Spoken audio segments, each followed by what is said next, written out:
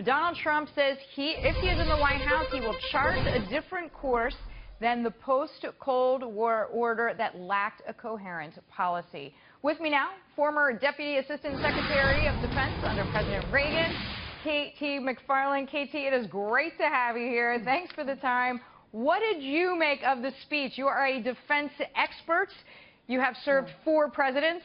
I want your take. Okay, I think Donald Trump broke a lot of China today. Now, you would expect that he would come and be very critical of Hillary Clinton and Barack Obama's foreign policy, but he was also very critical of George W. Bush's foreign policy. That's the big difference. He's charting a very different course.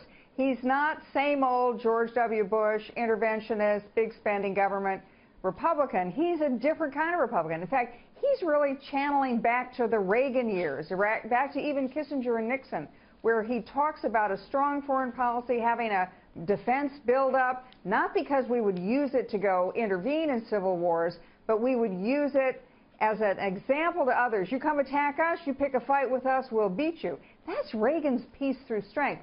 So I'm one of the people that was very encouraged by it. I thought it was not only a good speech and covered a lot of topics, but it was very Reaganesque. And it harkens back to the Republican Party when Republican presidents won wars, when we had a golden era of American foreign policy. So I thought it was pretty good. Although I can tell you one thing, not only are the Democrats going to pan it, but a lot of conservative Republicans are going to pan it. A lot of the George Bush Republicans won't like it. Okay, but K.T., I take what you said to heart in the fact that overall you liked it, but there were some inconsistencies. I mean, I heard Reaganesque language as well, to his credit, but Trump kind of contradicted himself at times. He said the U.S. had no coherent foreign policy and relayed this message it was important to become a stable and dependable ally. But then he seemed to argue in favor of unpredictability. So how do you do both at the same time?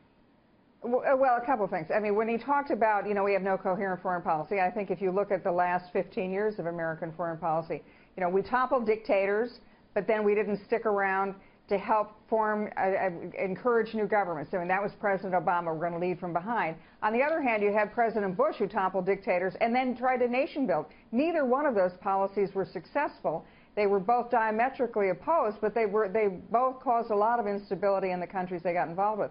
So I think that's what he refers to. There's no sort of coherence. Well, there hasn't been any coherence. And not only that, not only been incoherent, we've been unsuccessful.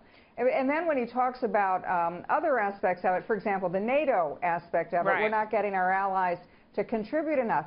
Other people, including myself, have said that for years, that the NATO treaty was written at a time when Europe was on its knees after World War II. We've never renegotiated that treaty with them. Their contribution has never been reassessed. And in fact, they don't even keep the contribution that they're pledged to do. So, I mean, I find that I didn't find a lot of inconsistencies there. I think it was understanding that it's a more complicated topic than just a couple of sound bites. I like it, K.T. I thank you. K.T. McFarland with us there.